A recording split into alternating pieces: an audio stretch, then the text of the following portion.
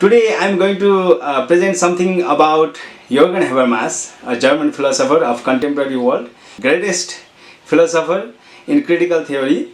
He was born in 1929 and he is almost 91 years or so now.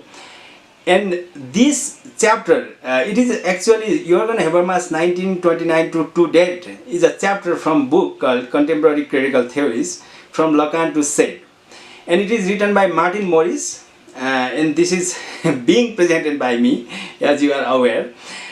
First of all, I want to introduce the author who wrote this book. As I told, he is Martin Morris. He is Associate Professor of Communication Studies.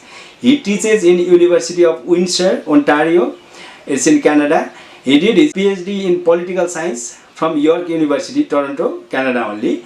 And he is postdoctoral fellow of Duke University, North Carolina. His writing is mostly around philosophy, critical theory, political thought, Canadian politics, moving image technology. He writes around them. And after that, I want to introduce the book chapter's main content, whom Martin Morris wrote about. We have discussed actually, Sharonly has taught about him, us in previous classes. He is Jürgen Habermas. He is German philosopher. He is highly influential social and political thinker of today's world. And his main area is critical theory. He is influenced by German thinkers like Immanuel Kant, Karl Marx and some others, Theodor Adorno, who used to be his mentor also. He belonged to second generation of Frankfurt School. I'll come later what is this school is about. And his writing is around structural transformation of public sphere, the theory of communication, the philosophical discourse of modernity, etc. These are the main writings, but there are other more writings of him. We can get them if we want, and they are very influential, as I said earlier. And here I have put a link through which we can directly see Jürgen Habermas attending in a award function. I don't want to click it now, but later on I request scholar friends to just get a glimpse of him by clicking this link. Now I want to move ahead. Before I begin to talk about Jürgen Habermas, I want to talk about critical theory and Frankfurt School, because critical theory and Frankfurt School are two things which identified him as a philosopher. First of all, I want to say something about the Frankfurt School. It is a group of scholar who defined critical theory. Actually, critical theory began from Frankfurt School and used dialectic method. We must be aware about dialectic method. Actually, dialectic method is very old concept. It was used by Plato also, Aristotle also, Immanuel Kant also, Hegel also.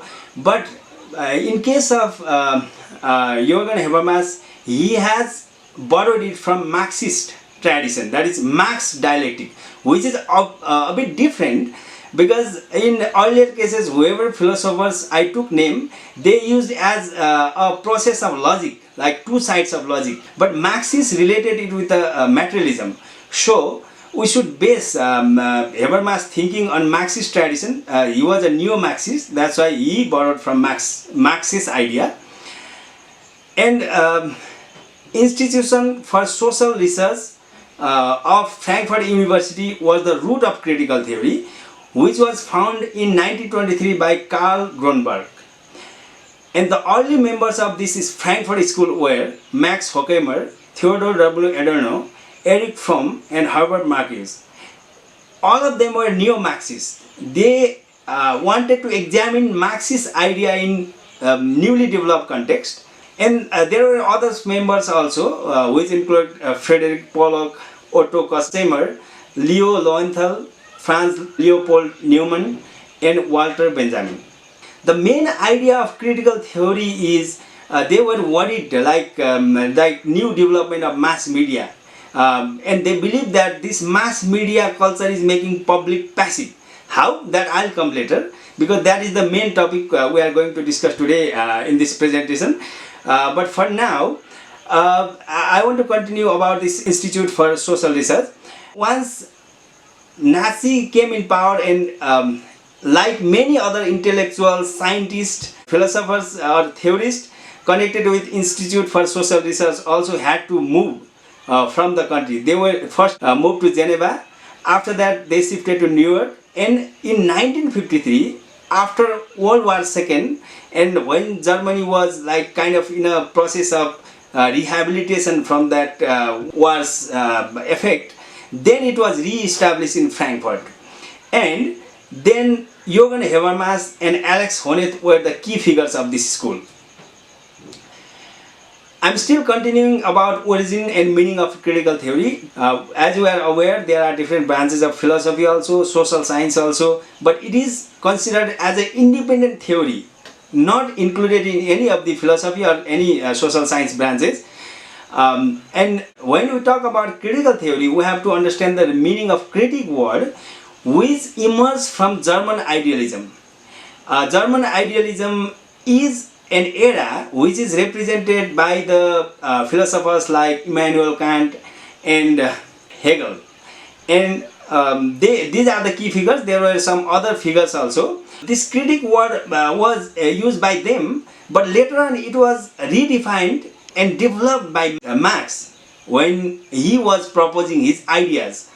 Concept of critic was applied by Immanuel Kant, who is considered as one of the greatest philosopher of all time, though there might be like differences in views, but definitely Immanuel Kant is one of the most influencing philosopher.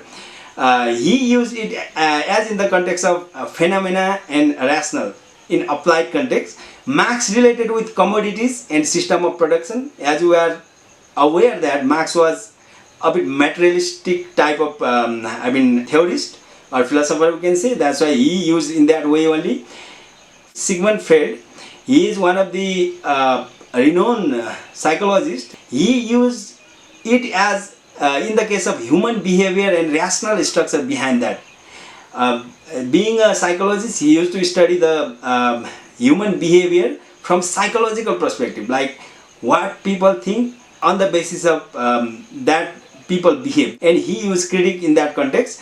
Similarly, Hegel related with it changing subject due to depth knowledge of object. When we know about anything in depth, we start to think differently about that thing which we are considering. That was the concept of Hegel.